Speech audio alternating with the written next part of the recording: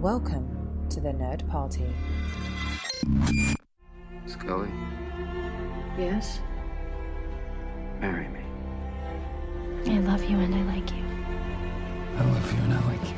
I love that woman. I love her more than sharks love blood. I love you. You don't.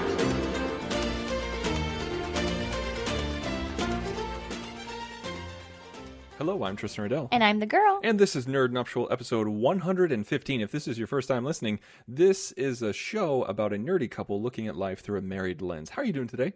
I'm good. Yeah. I'm good too, because we're basking in the glow of our Christmas tree. It's true. Yeah. And our daughter Ripley helped this year quite a bit. She did. Yes. And yeah, she was really into it. She even said goodnight to the tree just now. She absolutely loves the tree, and it's the only light source that we have going on right now, so it's quite beautiful. It is. And because we're recording this the weekend after Thanksgiving, so obviously that's when Christmas starts. Oh no, it started after Halloween. Yeah. Forgive me, excuse me. Yeah, after, like, according to social media people, like, I feel like it started right after Halloween. It's honestly, it was Just skip Thanksgiving. Yeah, we completely skipped Thanksgiving. Although it's there's no such thing as Thanksgiving decorations anymore. Like you don't. It's like more fall, right? Yeah, it's just like fall leaves, autumn colors, and everything like that. But you don't see too many stuffed turkeys walking around, anything like that. But it is. I know this has been talked about to death, but it really is insanity on how commercialized Christmas has become, and how all it is just an excuse to sell everything as early as possible. Oh yeah. Like as soon as Halloween is over, sometimes even before Halloween is over. Oh yeah, absolutely. Oh no, it takes over. The Christmas lights go up, the trees go up, the garland, everything. It's just our culture has inundated us with that. Oh yeah, with this 100%. This evergreen well, I nonsense. think it kind of takes away a little bit of the specialness of it, because when you put up things too early, then I feel like, or even like celebrate things too early, then like kind of takes away the magic of it a little bit. I think it very much does, because by the time you get there, you're just like, oh, finally, let's just be done with it. Right. So we can move on. Because like as soon as December 26th rolls around, you're like, oh, good. Like stores will go back to normal. When I drive, to work, I'm not going to be seeing all these Christmas lights everywhere. And you although sound like such a cynic. that sounded quite nice. Actually, we can keep the Christmas lights up. Okay. With the garland and the wreaths and the we and actually the Santa. keep Christmas lights up all year long. We do actually, yeah. Our bedroom is decorated with Christmas lights. I mean, and it's Ripley's not like room is, it's not like Christmassy, but like it's white lights. It's white lights. It's not the multicolored It's kind ones. of like we like the mood of Christmas lights. So like that's what we'll watch TV with just those Christmas lights on. Yeah. And so we're living year round with that. It's enough to function, but also like watch TV with. Yeah. So that's actually that's kind of what I want to talk about today. Is that topic, but we'll get to it. I'll talk about the topic, but then I want to talk about what we've been catching up on, like what kind of movies we've been watching and everything like that. But the question is, you kind of posed it, just like, does it take the specialness away of, like celebrating too early? But we can apply that as nerds to movies and television and everything like that. So like we have like last year and the year before, we had Christmas episodes where we talked about what movies we like to watch during this season. And of course, this was a long time ago because we've been recording for a long time. Right. And John Mills, good friend of ours, friend of the show, as well as a fellow co-host on the network, he posed the question to us: does constantly rewatching Christmas movies that we've seen a million times before take away the specialness of the message, and also take away our opportunity to learn new things by discovering new messages and new stories about the Christmas spirit? Yeah, it's an interesting I think that's idea. an interesting question. So as we talk about other things, audience members, you think on that. So we've been pretty lucky in the month of November to catch up on some newer movies. or Yeah, new to us new movies. to us, New to yeah. us movies, More I should like it. specify. Mm-hmm. Because like we've already talked about The Girl in the Spider's Web and Outlaw King and everything like that, but we one thing that we absolutely wanted to watch was The Shape of Water. Oh yeah, Because was well, did we really want to watch it? Well, it was the I felt best more picture- obligated to watch it It's than true. anything. Okay. There's a lot of obligation watching happening. And Shape of Water was last year's Best Picture winner at the Oscars. Right. And we don't like Guillermo del Toro. No. I and don't a lot of people like his stuff. just cannot believe that we don't like his stuff, but we just don't. I don't like his style. I usually don't like the I messages think I yeah. I tolerate the style more than you do. Ugh. But I mean, so we watched The Shape of Water. We watched The Shape of Water, and like I had a 4-word review on Letterboxd. Oh my It gosh. was I didn't get it. What? That's it. That was that was your review? That's the only review I gave. I got it. I just didn't think it was like the most special thing ever. Honestly, like I think I gave it 2.5 stars, Ouch. which I think I was being generous, overly generous. I just don't get it. I don't understand why this got Best Picture. Yeah. I don't either, to be honest. I know that this is totally late to the game, but it popped up on HBO, and that's usually when we get to watch things. Exactly. So it popped up on HBO, and I just like I don't want to spoil anything, but it's just no, you don't need to. So many things were so apparent. Like as soon as they popped up, like the scars on her neck, we all knew what those were going to be. And then there's this weird dream sequence that could have been a dream sequence and not a dream sequence. And then it had an ambiguous ending, and you're like, did this all happen? I liked the performances. I thought the performances were good. Even then, I'm just like, no. No. You just, honestly, I think you wrote off that movie before we even started it. Probably. So I don't know. Like, I think I liked it more than you. I really do. Did I think it was fantastic? Did I think it was Best Picture worthy? No. But I thought, like, the fantasy element of it, this, I got it. I thought it was fine. I just wasn't, like, in love with it. I think I thought the performances were pretty good. If I went into it blind and it didn't win Best Picture, and I didn't know it won Best Picture, if it was just That's like, the thing. here's a weird sci-fi kind of deal, fantasy thing going on that's just out of the blue, maybe I would have enjoyed it more. Maybe. But because I was watching it knowing that it was Guillermo del Toro and that it won Best Picture, I was just like, this better knock my socks off or it's the worst thing ever. And I know that's not a good place to be in. No, I recognize it's that. not. I recognize that. So I liked it more than you. A lot more. Clearly. And actually, we had a string of horrible Oh, we did. films Well, for us, right? for us. And okay, so like some of it was self-inflicted. A lot of it was self-inflicted. It was, yeah. Because before we watched The Shape of Water, one thing that we were super excited about. Okay, but you need to like explain it first. I'm going to. Okay. Okay.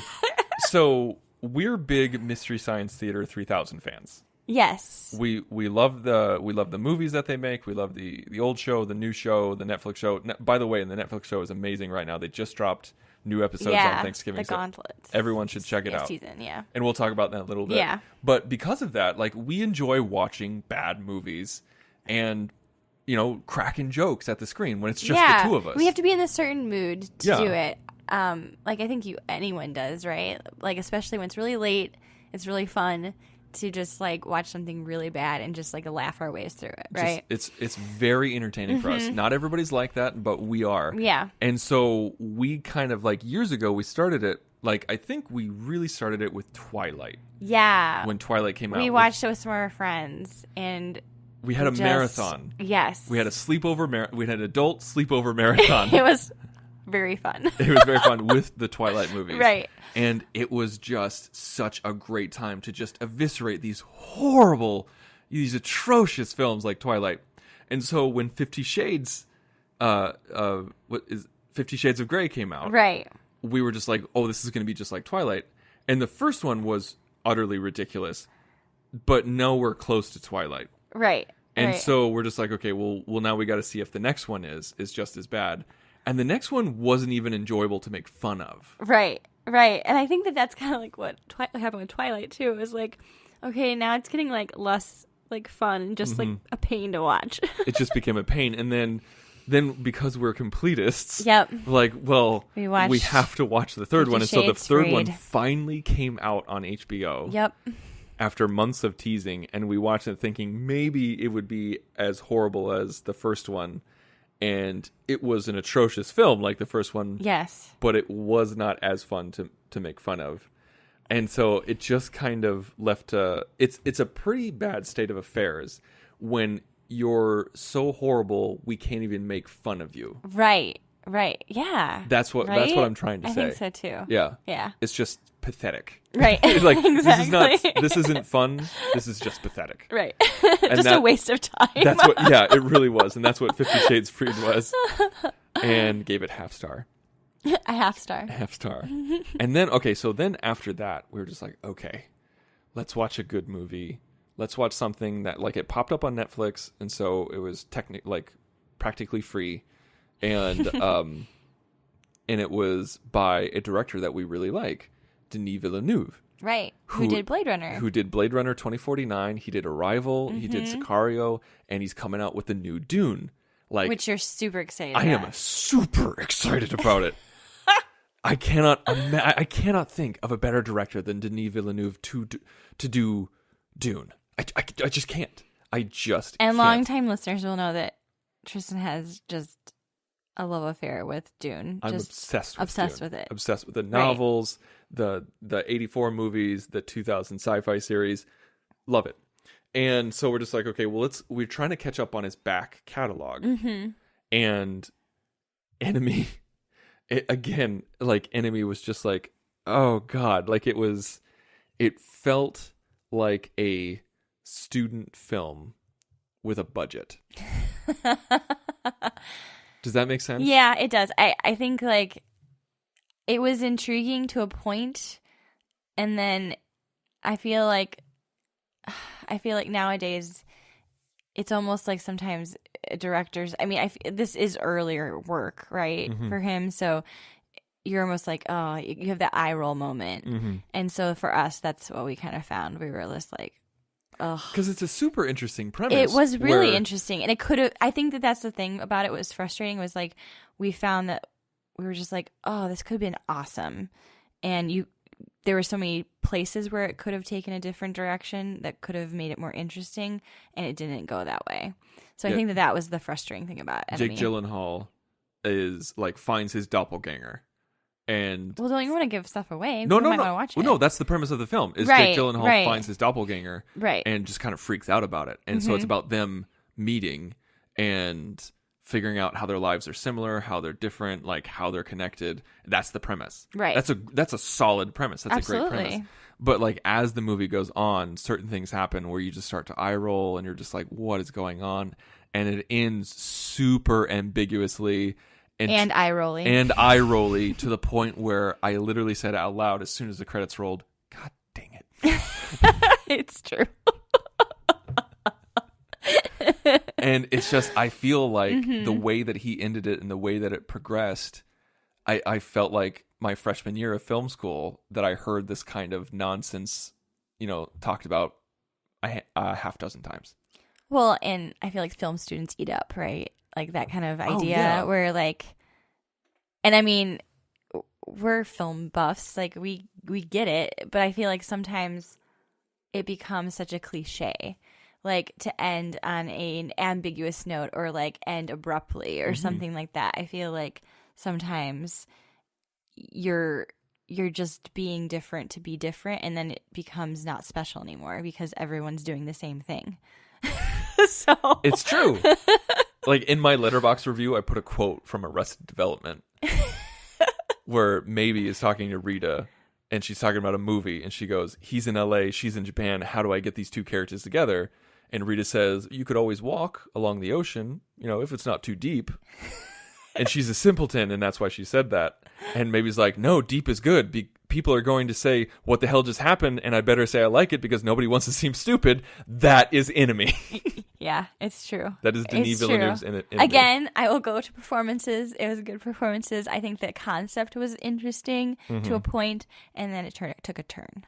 And we had to watch The 40-Year-Old Virgin too. We washed ourselves with the We needed something that was good and just, stupid, exactly, and raunchy. Just something that was the antithesis. It's so true.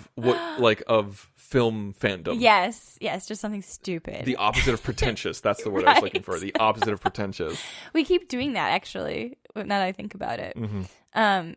Was the next thing we watched First Reformed? No, the next thing we watched was Fantastic Beasts and Where to Find Them. Oh, I fell asleep. You fell asleep during that one. Yeah, I really did. I'm not going to bore everybody with it, but I knew, like, we put this off for years. Like, this came out in 2016. Yeah. And we're just, the only reason why we watched it now is because the second one just came out. Right. And I love Jude Law. Right. And I'm just like, okay, well, I want to see the second one just for Jude Law, so I better watch the first one. And it looked mediocre. I knew it was going to be a mediocre film. I had no idea it was going to be this mediocre. I had no idea it was going to be a waste of time.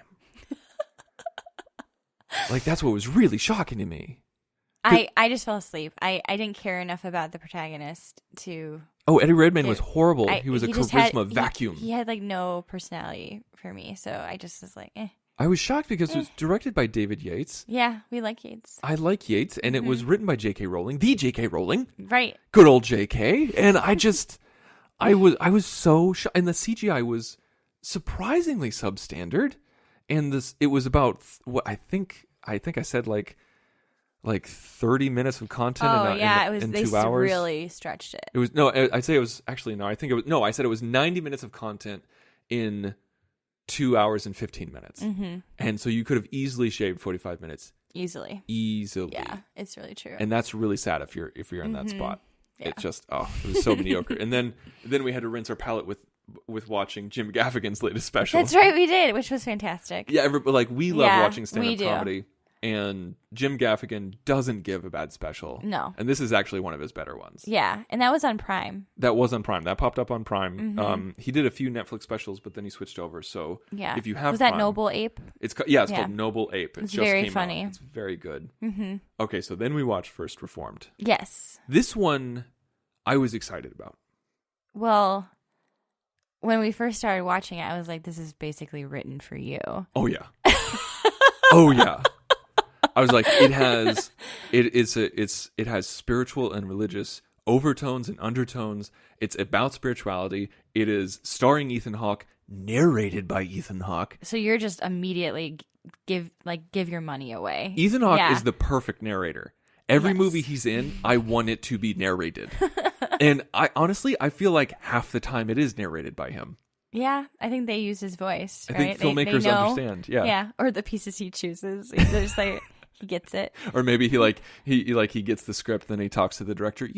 Narration would be really key right here. Well, and Ethan Hawke has written books. He's written 2 novels. Yeah, and they're really good. And you can definitely hear his voice. Yes, when you read them, and so it almost felt like something that he would write. I don't know. It felt very organic to his type of role. So first So here's the description of it. Yeah. A pastor of a small church in upstate New York starts to spiral out of control after a soul-shaking encounter with an unstable environmental activist and his pregnant wife. There's a lot to unravel there. A lot. And they do. And they do. And it's directed by Paul Schrader, the guy who wrote Taxi Driver. Right. Which is crazy to think about. Yeah. And it's just, he's done a lot of other things. But right. I'm not going to go through his entire CV, but it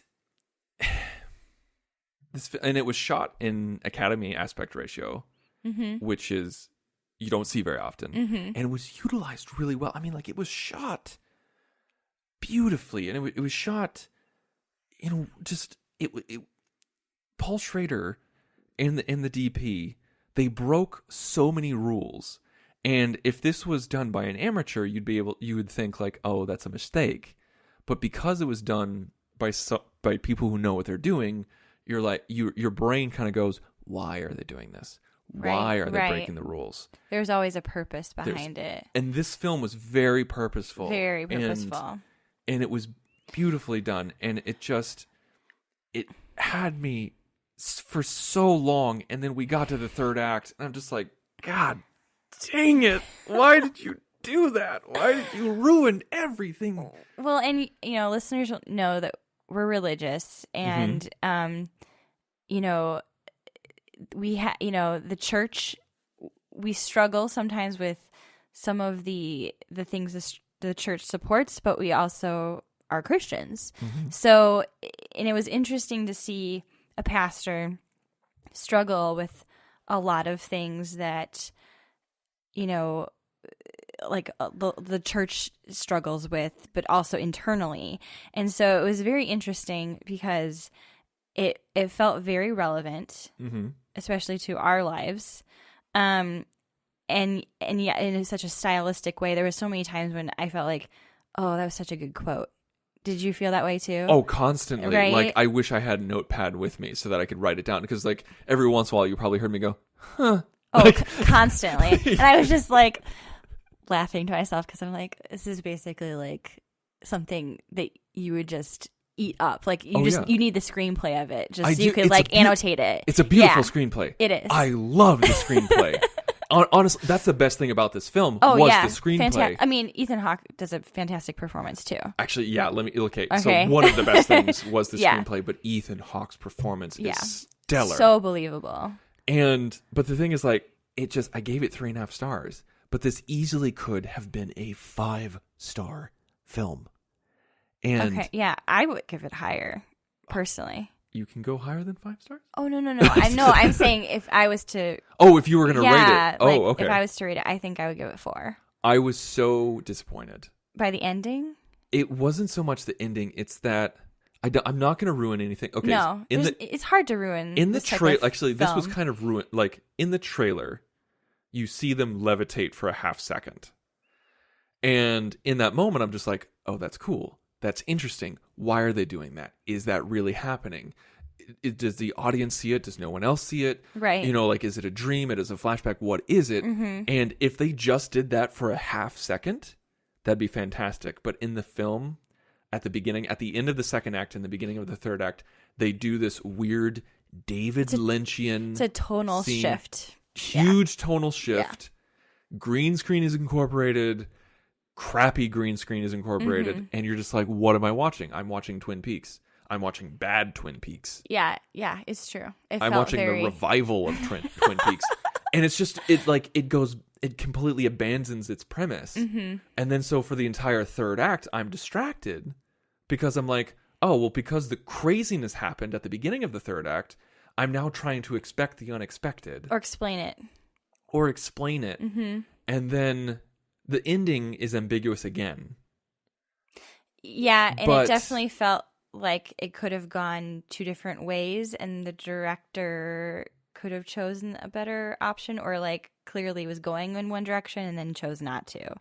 That's actually literally what happened. Right. We actually read up on it, and it was a deliberate shift of like, oh, well, this is what was going to happen, which would have been a better ending. And then, we're not going to spoil anything, but it was, I think that for us, leaving it because of the tonal shift, because it abandoned its whole style at the beginning, which was our favorite part. I think that was hard to get us back.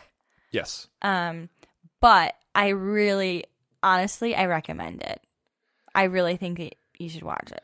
Maybe, I don't know. Maybe, honestly, maybe I need to watch it again, or maybe I need to revisit it months or years down the road, and maybe I'll think of it differently. I think it's worth it for the performances. Like, I really do. And I think the screenplay alone is worth visiting. Like, I really do. I would recommend it. There's so many great elements. I want to if I could cut out that section.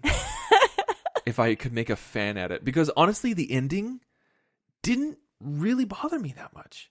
It didn't ruin it for me. Like, some endings ruin it for me. Like, Enemy's ending kind of ruined it for me.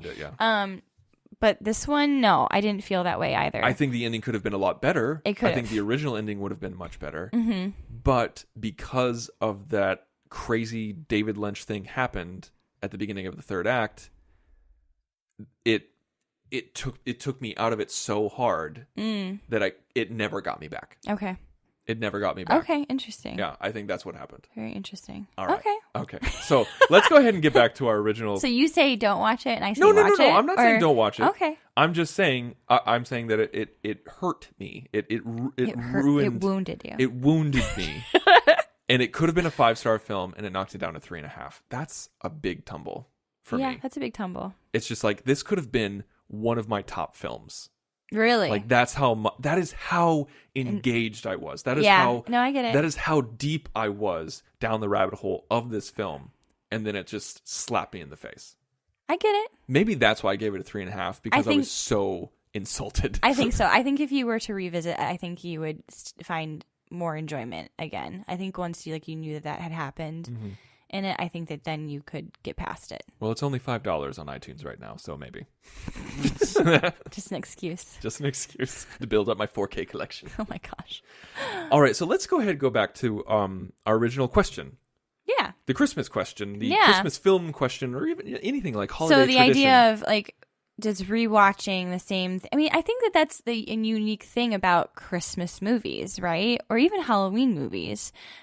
Where especially with our family, we tend to watch the same things in the month of October and the month of December. That's right. So over and over again. Over and over. Every year. Yeah, every year. So we always watch those films each year. So is there something that is stolen from us, or are we not exploring things that we should explore because we're in this traditional rut of well, I have to watch this movie. Yeah, we have to watch White Christmas. Mm-hmm. We have to watch Muppet Christmas Carol.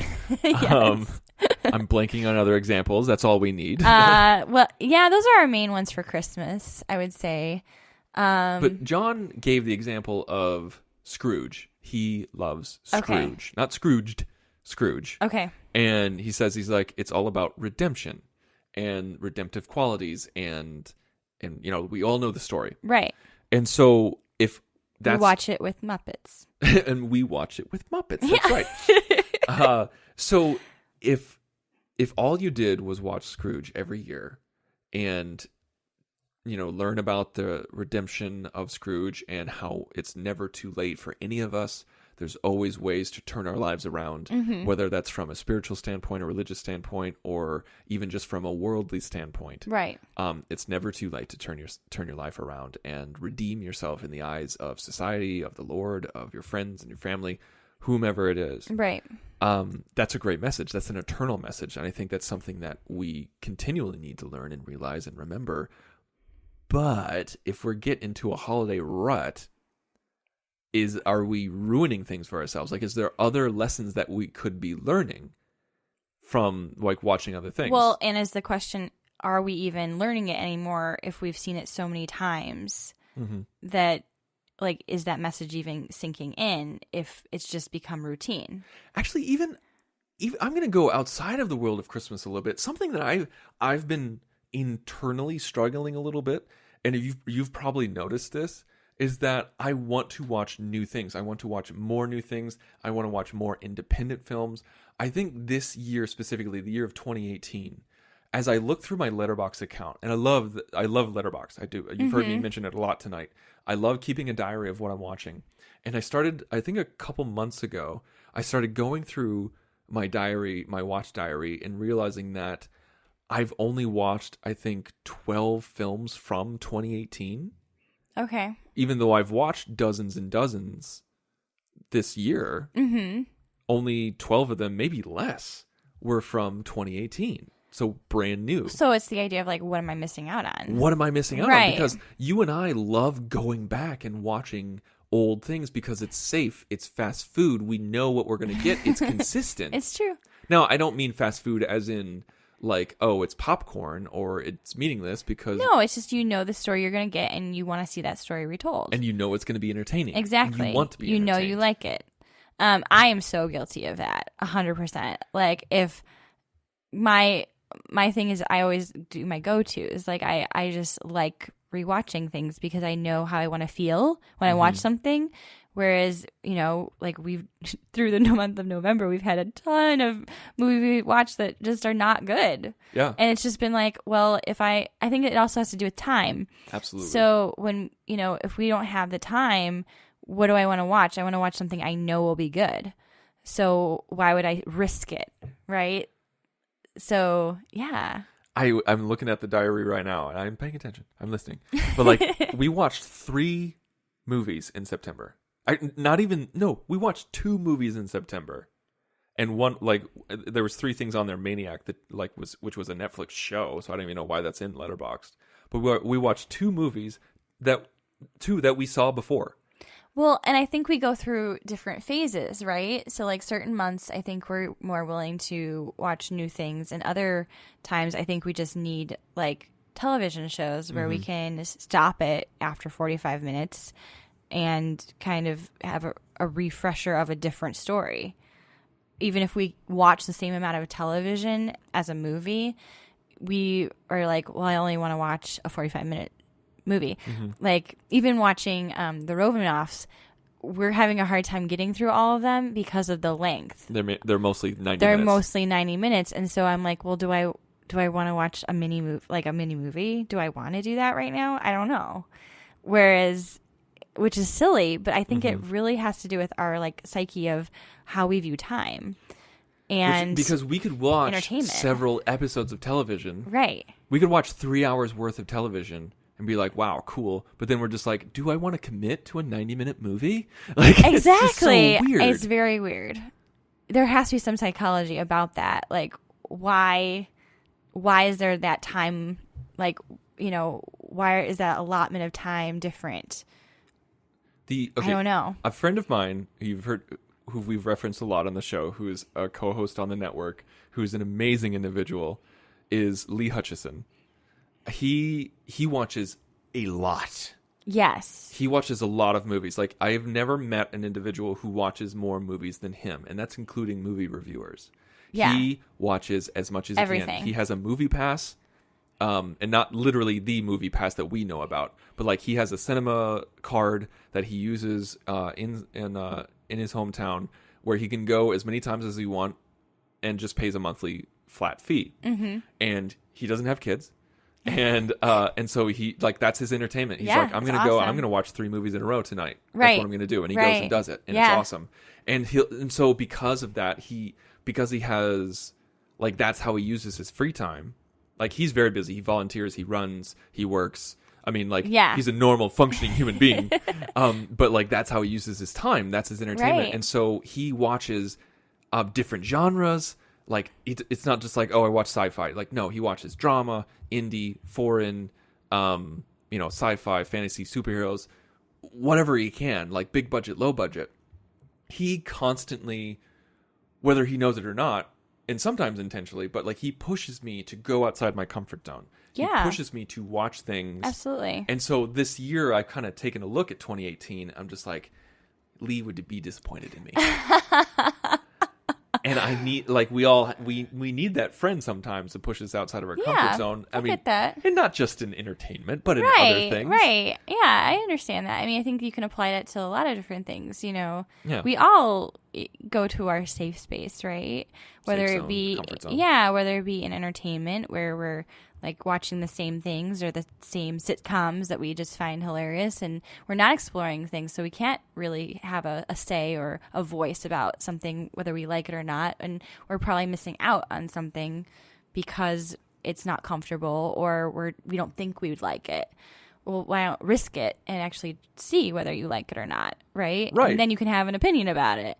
But I think it also goes to if you have the option of going to a con or something like that, then you have that comfort zone of pushing yourself to go meet new people or interact with people. Sometimes as nerds we do get into our little boxes and echo chambers. Yeah, and sometimes it's good to expand our horizons and not just be interested in one thing, whether it be a certain genre or a certain franchise, but also think about other things. And there are so many people that you could be meeting that have other interests, not just that one thing. Yeah. We watched Deadpool 2 4 times this year. maybe 5. How many times did we see it in the theater? Just once, right? We saw Deadpool once in the theater. Once in the theater. Yeah. We saw Infinity War twice. That's yes. right. We saw it once in the theater, and we watched it 3 times. Because we watched each cut. We watched the when it came out on home video. We watched the original, the theatrical same cut. Weekend, right? All in the same weekend, in 3 days. Yes. So Friday we watched the theatrical cut.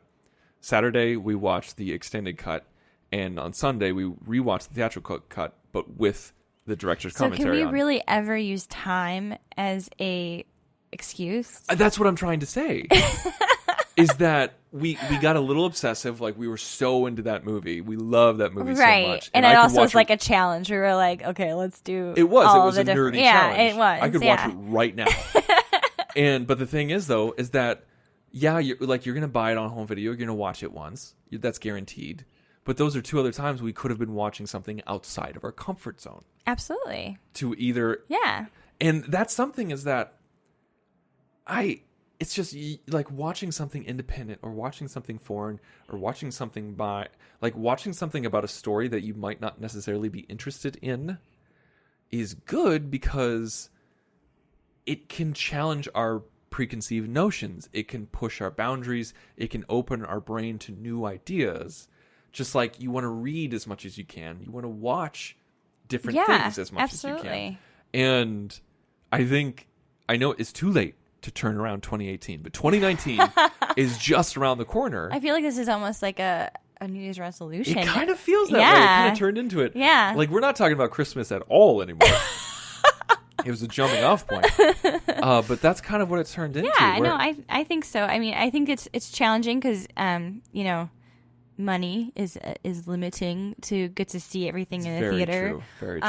And we do rely heavily on like what is available to us, via our streaming services.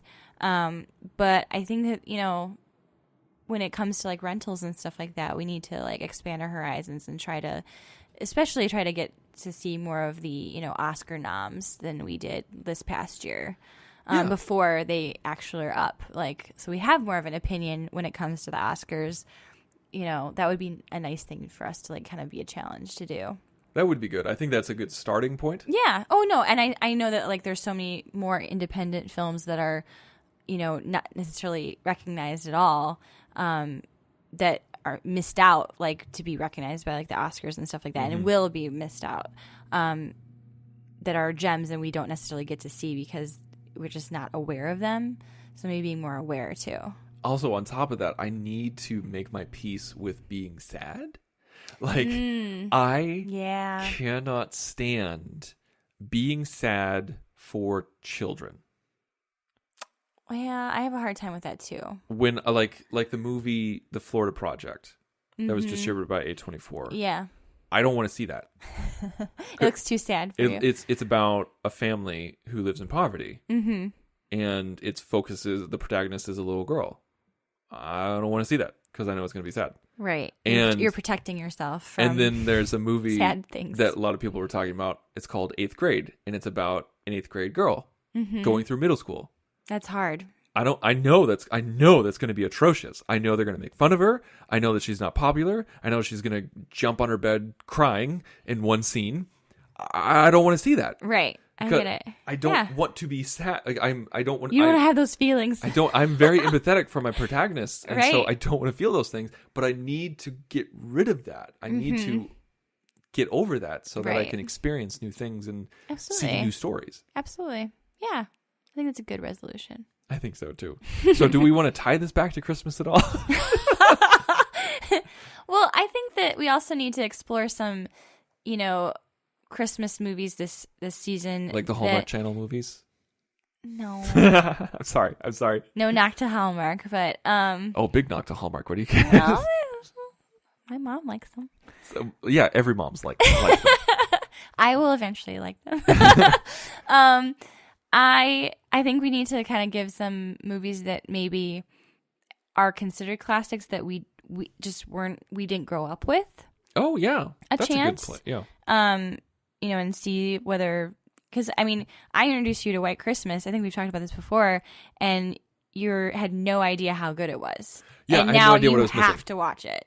Yes. Now it's just become No, where you can watch it anytime.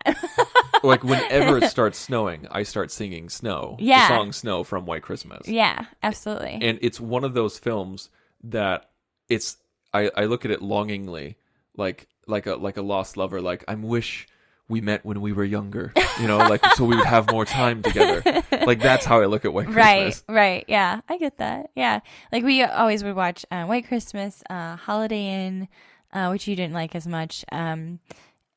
White Christmas is way better, and It's a Wonderful Life. Those were kind of our standards, and we'd always watch The Grinch, and we'd always watch like Rudolph or something like that. The claymation ones we'd always watch. Which So. we showed The Grinch to Ripley for the first time We today. did, yeah. She did not like The Grinch. No, she was kind of freaked out by The Grinch. But we figured like it was a short enough little movie, not the new one. It's the old one, the cartoon. That we could maybe see if she would get through it, and she did. Yeah, she got through it. She got through it. Yeah, she was not crazy I don't know about if when she the had a good Grinch was time. mean, but no. We have a very sensitive child. Now, one thing that I think would be good to ask the listeners is it doesn't necessarily have to be Christmas related, but I mean, if it is, bring it on. Absolutely. But what are some films that were outside of your comfort zone or outside of your key genre that you're just like, I am so thankful I watched that because it was so amazing. But if it wasn't recommended by a friend or if it didn't get such great reviews, I never would have watched it. Absolutely. Like, think of some examples, let us Yeah. know, and if we get enough responses, maybe we'll mention them on the air. Yeah. What you can do is you can go to the nerdparty.com/contact, select Nerd Nuptial from the drop-down menu, fill out the form, it'll send us an email. But you can also find us on social media as well. You can find us on Facebook, Instagram, Twitter. Yeah. You can find out our handles by going to the nerdparty.com. We also have a store. You can Oh my buy gosh, yes. merchandise at now. Yes. So, like, you can buy like a T-shirt or a mug. Yes, thank you so the much. holidays are coming. So we're releasing yeah. this on Cyber Monday. We're releasing this show on Cyber Monday. So please go to tpublic.com. TEEPUBLIC.com. There's going to be a link on our Twitter. So you can find our Twitter at Join the Nerd Party. And it's you can anything. You can get so many different things. You can get a T-shirt, a mug, a tote. Yeah. If you need a tote, if you haven't given to PBS lately, and you can get a tapestry. I'm not even making this up. You can get a tapestry. That's awesome. You can get stickers. We've sold a lot of stickers so far. Oh, a fun. lot of people have gone on. That's cool. I think mugs and stickers are the biggest I get sellers. that. Yeah. Yeah. I mean, they're a I little want a bit sticker. like they're a little bit cheap, like not cheap, but they're on the cheaper end. Yeah. Well, I feel like people like, where am I going to put things? Like stickers are a little more fun to like find, Right, or yeah. a mug or something. Yeah. Like that. Yeah. One thing I wish they had was pins. We don't have pins. Maybe like you can find us like on our Redbubble store. Okay. Which we don't really use anymore, update, but you can find some pins on that one. But yeah, go to tpublic.com, search the Nerd Party. We're there. You can go to we'll put a link in our show notes here. So go to the nerdparty.com/nerdnuptial, and then you'll find a link to TPublic there. It's right now there's like 30% off of everything for Cool. Cyber Monday. 30% Perfect. off. Yay. We're gonna have some deals coming up later on, like even after the Christmas season, and we'll let you know about that. But it's one way to help support the network and Absolutely. get some cool swag. Yeah. And also, I mean, every show is represented on the network. Yes. Like there's albums of every show. Mm-hmm. And so also on the Nerd Nuptial album, there's multiple pieces of art. Like it's not just our logo, but there's also some art that was made for the show. Oh, cool. featured I there. didn't Yeah. know that. Yeah. Cool. Yeah, there's our season 2 art. That's a parody of Saga. And there's our also baby one. some art that we ended up not using, which shows Leia marrying Batman, and the officiant is a xenomorph. That's right. That's So- just freaking awesome. That's all on there. It's all line art. Yeah. Like the last one is line art. But yeah, check it out. Support the show. yeah. It's 30% off right now. And when you get some swag, if you do get some swag, post a picture. Yeah. And do hashtag the Nerd Party. That'd be awesome. And tag us and and we'll mention you on the show. Yeah. All right. Well, that's our show. Thank you so much for listening. Get ready for the holiday season by binging some of our old episodes by going to the nerdparty.com/nerdnuptial. I love you. I know. Scully, Yes? marry me. I love you and I like you. I love you and I like you. I love that woman. I love her more than sharks love blood. I love